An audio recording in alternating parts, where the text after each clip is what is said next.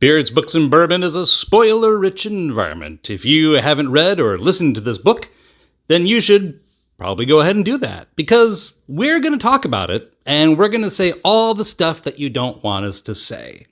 So go back and read it, or listen to it on audiobook, and then come back and listen to us. Thanks so much, and enjoy the show.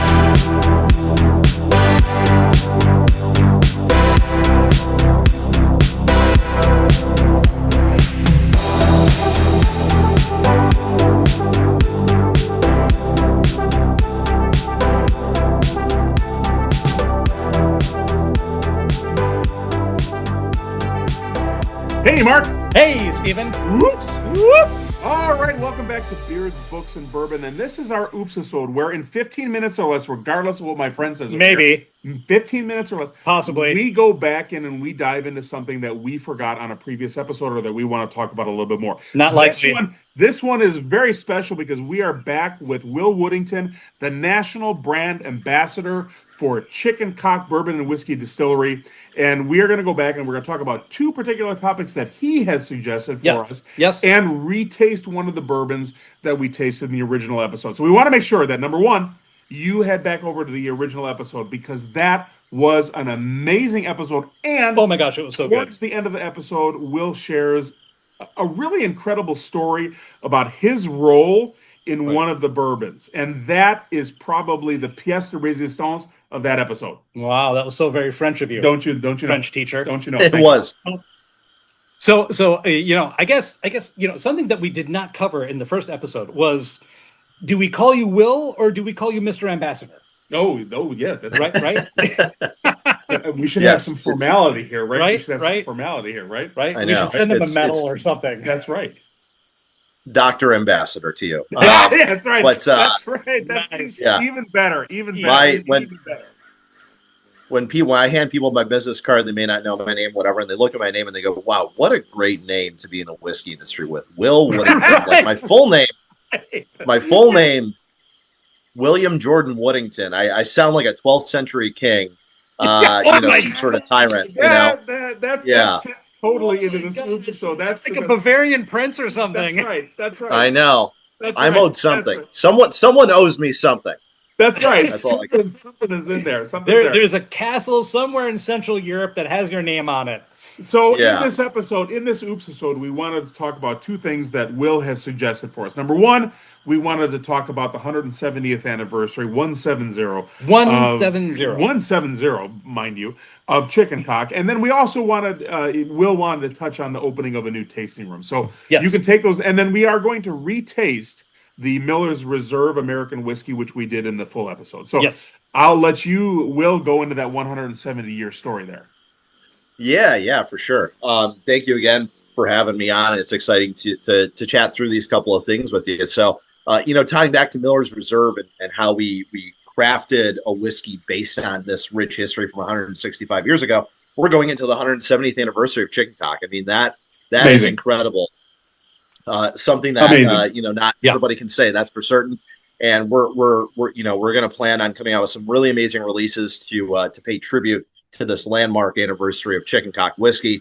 So look out, on our website, we're going to have a lot of direct to consumer releases that you can find. So on chickencockwhiskey.com, you can always find those great limited releases there. But tying into that, we're also going to be doing some great celebratory things within our tasting room. So it was just a year ago that we opened up our first ever physical tasting room in the world, in the country. And Chicken Cock had not had a physical home to call its own since the selling off of the original property in 1914, really. So it had been well over 100 years since that had occurred, 110 to be exact. And so we opened up circa 1856 is what it's called. It's situated in downtown Bardstown, Kentucky, which is about 40 minutes south of Louisville. Tiny, sort of really charming town with a few big distilleries, obviously in the area. We're right down the road where we collaboratively distill our product at Bardstown Bourbon Company. But where we're situated at in Bardstown is right within the town square of the downtown area. So it's also a historic home. Yeah, it's a historic home called the Harrison Smith House. The front half was built in the 1700s, the rear half in the mid 1800s. So it's a really cool place for us to call home.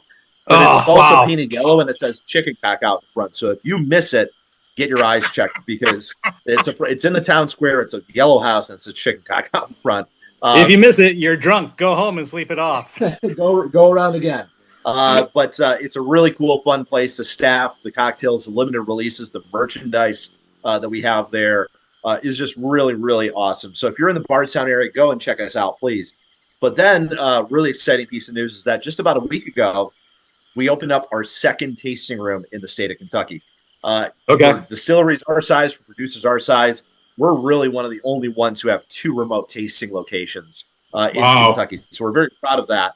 Our new tasting room location is in downtown Louisville. It's in the Nulu district of Louisville. So lots of cool bars and restaurants and things to do in the area. It's even bigger than our Bardstown location to the point where we've actually got a proper speakeasy in the basement that you access through a bookshelf that leads to a stairwell. No way! I love that. Yeah. Books. We can stand in front of that and do a live show or something. So Stephen and I are in the Chicago suburbs, right? And so you go into the near Chicago area, and you are surrounded by speakeasies that all in the last 10 years have been renovated and reopened and made cooler in one way or another, where the access is through a vending machine or through a bookcase or there's one where the front is a laundromat, and you go into the laundromat and you feed coins into one of the machines and a door opens, so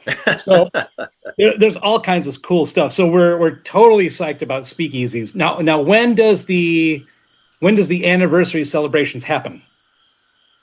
So, we'll have a couple of different landmarks for the tasting rooms. We're going to have a 2-year anniversary party for the Bardstown location. That'll be around the springtime.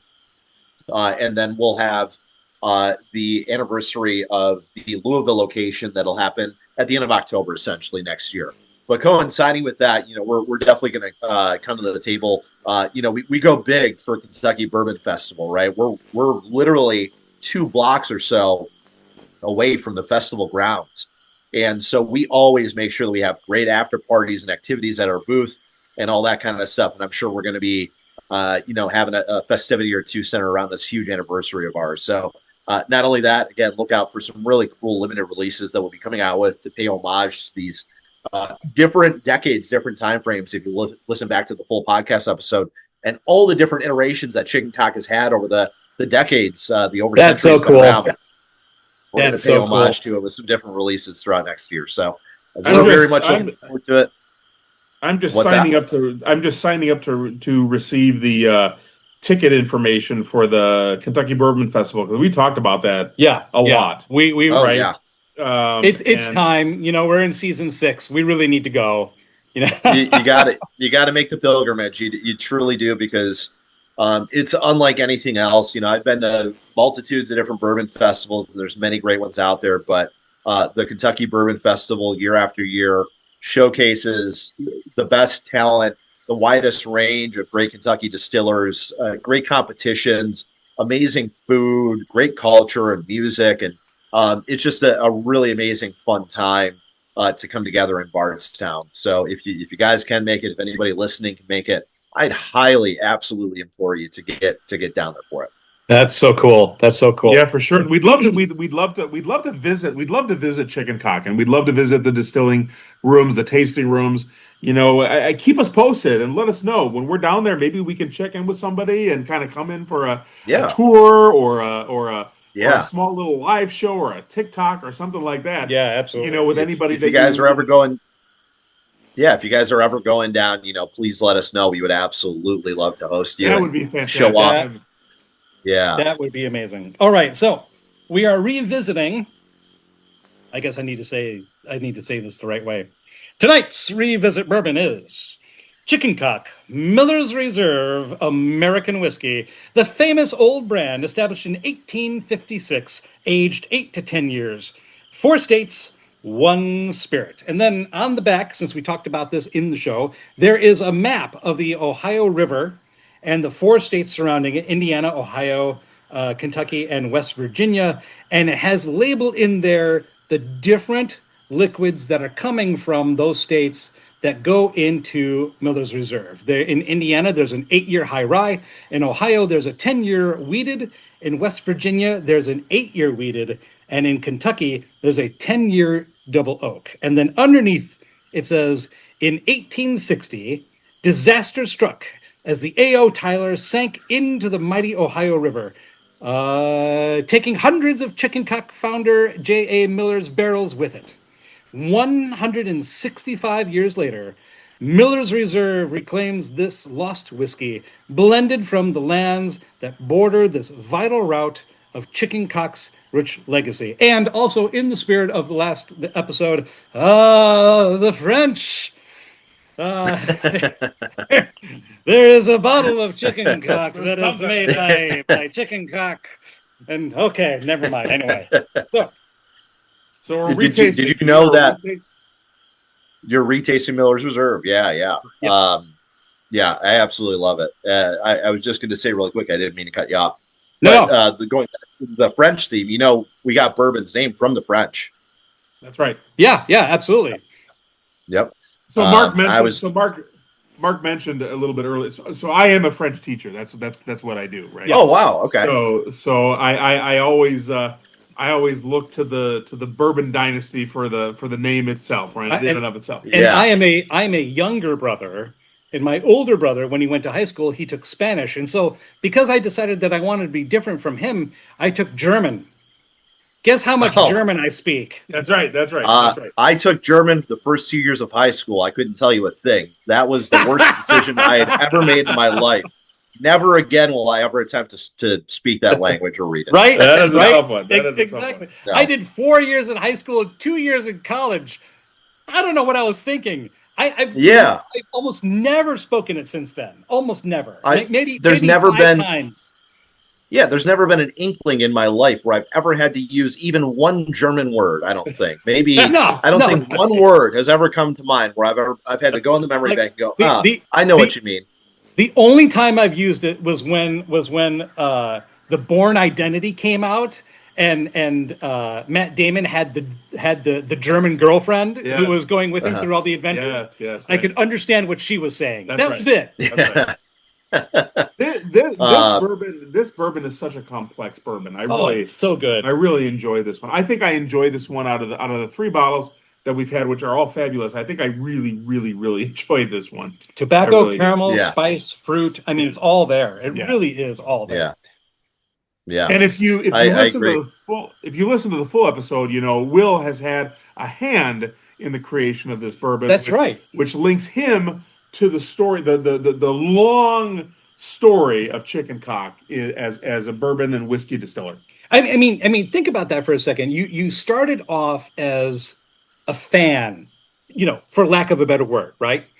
And then you became an aficionado, and then you became an employee, and you a brand ambassador, telling the world about Chicken Cock, and then you had a hand in the creation of a very special bottle. Pretty cool. That's pretty cool. Really cool. Yeah. That's really cool. Yeah, that's impressive. That we're fanning on you right now. That's what we're doing. Absolutely. Right? Well, thank you. Right? Thank you. My head's going to explode off the computer screen. Well, but I think it's important. I think it's important because I think I think what we've learned over the 5 years that we've been doing this is that, like I said before in the full episode, I mean, people gather around a fire, they gather around a table of food, they gather around a bottle of bourbon or a book or whatever it is that brings people together, and it just is something that that when you sit down and you reflect and you calm down and you enjoy the piece together with something that just tastes good. Right. And I'm sure that I'm going to offend somebody out there on the planet, but really, when we're talking about things like that, whether it's a fire or it's a meal or it's a bottle of bourbon or rye or a whiskey. The fact of the matter is that it becomes an object that helps to build community. That's right. That's right. And that may be one of the most important things in life is building community. That's right. It's not like we're all lone wolves. Nope. We're all pack animals. Yeah, I totally agree. And the trajectory that just the spirit itself has taken me on. I mean, I can pinpoint to you the exact moment when things shifted for me when it comes to whiskey. I was invited to a friend of a friend's house who I didn't know for a bourbon tasting. And in my mind, my gateway drug to bourbon was old fashions. And that's really where it stopped for me. I didn't drink spirits neat or anything like that. So I was kind of thrown through a loop. I'm like, I don't know what to bring. I don't know. Do I bring a bottle of bourbon? Is it going to be one he already has? What do I do here? It's like, just bring some chocolates and other stuff to snack on. He's going to cover the rest. And I walk in not knowing what to expect. And there's a flight board. There are whiskeys lined up. They're all labeled with chalk. He's got a PowerPoint presentation going over the history and the production. Oh my gosh. Of bourbon. Insane. This guy's an engineer, right? And he's now a good friend of mine. But at that time, I was blown away. I'm like, I knew nothing about how this stuff was made, the history of it, the differences in it. Trying these individual things neat, I never would have done it. Now I have a massive appreciation for them, and that blew my doors open. From that point on, I was like, I need to collect bottles, tap into his knowledge. I need to do research, and then it grew. And I developed a community from it. Like you said, I joined a whiskey club. I was helping doing barrel picks. I was then I started my own social media and got together with a wider group of influencers in the whiskey space, and we started interviewing distilleries. And even to that point, right, where I'm getting to interview distilleries, even that was kind of like a sort of pinch me thing where I'm like, I've admired this stuff before, and now I'm getting to talk straight from the horse's mouth about how all this stuff that I enjoy on my shelf that's sitting there right now is made by the person who's making it. That's right. We know really exactly what you're talking about. That's right. Yeah. So that was just a dream for me. And, whiskey has done nothing but really just open up my doors, introduced me to so many people, be such a great conversation starter. Hell, when you walk into my place, the first thing you see is my cabinet with 100 different whiskeys, and it's all lit up. That's fantastic. It's nice. It's always been a point of conversation ever since I started getting into it. It's just led to so many amazing places, including the career that I'm lucky to have now and what I get to do on a daily basis. So I am fortunate. I've worked hard to maintain and build this knowledge base and do what I do, but I'm also on that same flip side, just tremendously thankful and lucky to be in the position I am, get to do what I do. Well, and it's an honor for you to share that story with us. We have a similar origin story. I mean, we met, both Mark and I volunteered for a library foundation. Go figure. I mean, we were both voracious readers, right? Yeah. And we both have large families. Mark has 3 kids. I have 3 kids. We have big families, and our families are we share friendships between our sons, our daughters, all this kind of stuff.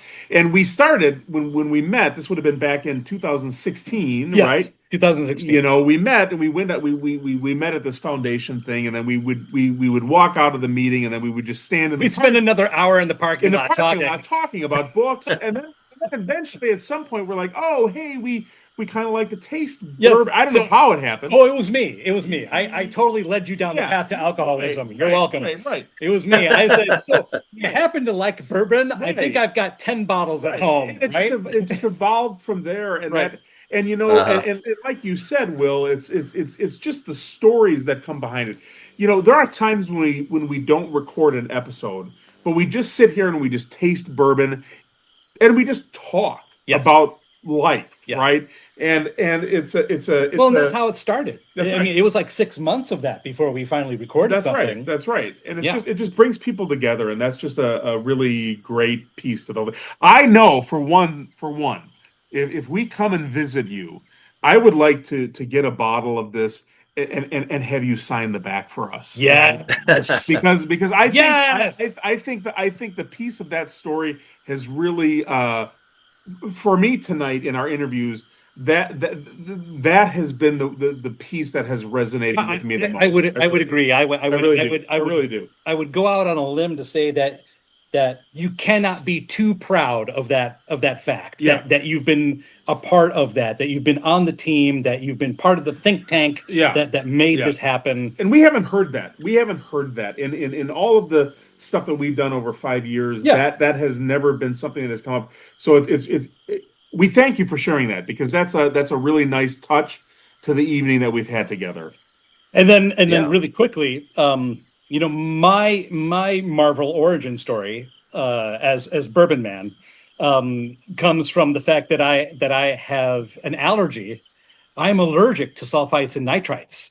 So you can't drink wine. I would have a beer and I would get a migraine. Right. And I would have a glass of wine and I would get a migraine. And then I had, 3 fingers of vodka. That's right. And other than being toasty, I was fine. That's right. Go bourbon.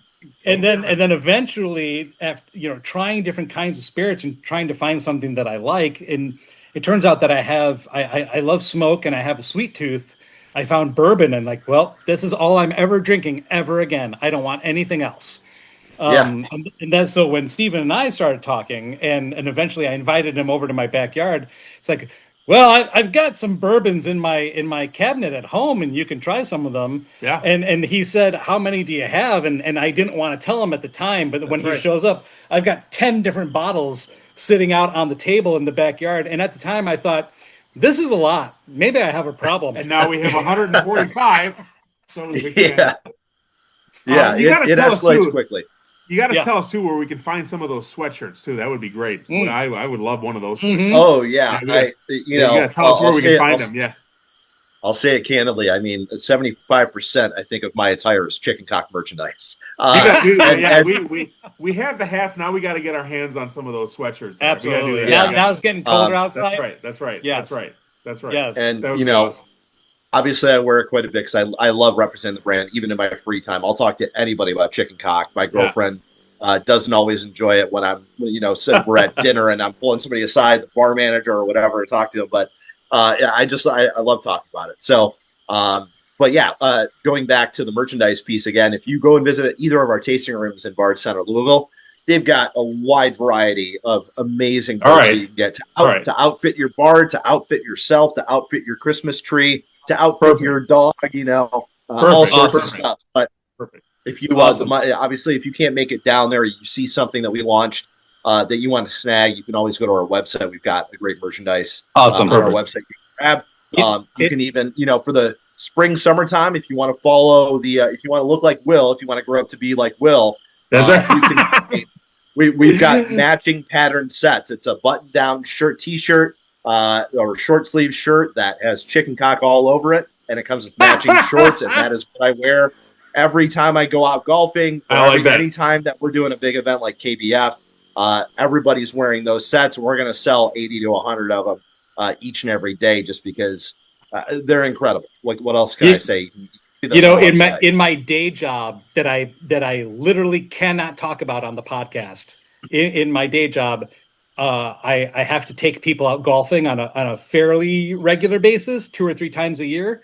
I would love to be able to wear a chicken cock shirt. Oh yeah. You'll be unforgettable, and you will be able to be seen from across the. That's right. And conversely, I will not be wearing a chicken cock to my place of business. Right. I could gladly wear it on the weekend. Yeah, you're not allowed. Maybe you can come golfing. You know what? Right. That's right. For some reason, where I work, they don't take issue with it. I don't know why, but that's all right. That's all right. I tell you what, if Steven and I can make it down there at some point, I know that you're in the Detroit area, but if we can make it down there at some point, particularly for like the anniversary, we would love to meet you down there, do a show, maybe take a tour of the distillery or the Rick House, and record there as well, and just really continue the story and dive deeper into it, right? We would love to do something like that if we can make it happen. We'll keep in touch with you. That would be fantastic. Yeah, absolutely. Keep in touch. Yeah, I don't have exact plans on what specifically we've got lined up at Circa. Well, we'll talk with you. Yeah. But yeah, no, we've got some cool stuff coming down the pipe. I know we're going to do some great events next year. So keep in touch with me. again, if for some reason you're ever finding yourself in that area and it's unplanned, let me know. We'd love to host you and bring you in. Awesome. Get you some merchant cocktails and drinks. So fantastic. Well, thank you again for joining us on Beards, Books, and Bourbon. We are the enormously grateful beneficiaries of having Will Woodington, the national brand ambassador for Chicken Cock Distillery, which is just a really great way to kick off our goal of talking to different distillers, different brands, different people who are involved in the business. And we're also way over 15 minutes, which is fine. And I'm just going to ignore Mark on that. Right? Check us out on all your social media platforms. We are on TikTok. We are on Twitter, or X, formerly Twitter. We are on Facebook. We are on Instagram as well. Make sure you find us, check us out, leave us some reviews. Apple Podcasts, Amazon stuff. Music, Upcast, Downcast, Incast, Outcast, Leftcast, Rightcast, MyCast, Yourcast. Will, thank you for being with us tonight. We appreciate your time and everything. Yes. Oh, thank you so much, Steven, Will. This has been a huge pleasure. Super fun. Can't wait to connect more with you guys. And thanks again for having me on and getting to talk about all this great stuff. Anybody out there listening, follow along with what we have going on at our website, chickencockwhiskey.com. Sign up for our newsletter, social media at Chicken Cock Whiskey. If you want to follow along with me personally, my Instagram handle is MashBillWill, and you can find out where I'm at in the country given in a given week. That's an awesome tag. That's an awesome tag. I think I just followed you. I think you were the right one. It's got a picture of you. Let me see here. Yeah, I think so. Well, yeah. Well, I'll have to find that one too. Hopefully, there's not too many accounts with pictures of me, so it should be the right one. Right. But yeah, no, definitely. Pick Mash Bill Mark? No. There's Will Woodington with a glass. So I think we're good. Okay, good. Yeah. Fellas, no, I just want to thank you again, and can't wait to connect more. And please, for all the listeners out there, come and visit us at Circa 1856 at either location, and stay connected with us. We got a lot of cool stuff coming down the road for 2026. And you need to get yourself a bottle of Chicken Cock, no matter what it is. But you definitely need to get yourself a bottle of the Miller's Reserve. Man, you need to get a bottle of the Miller's Reserve. That was a special moment to our evening, and we're going to live that one for a long time. And as we wrap this up to a close, remember, if you're not listening to Beards, Books, and Bourbon, you're doing it wrong. Good night, everybody. Good night.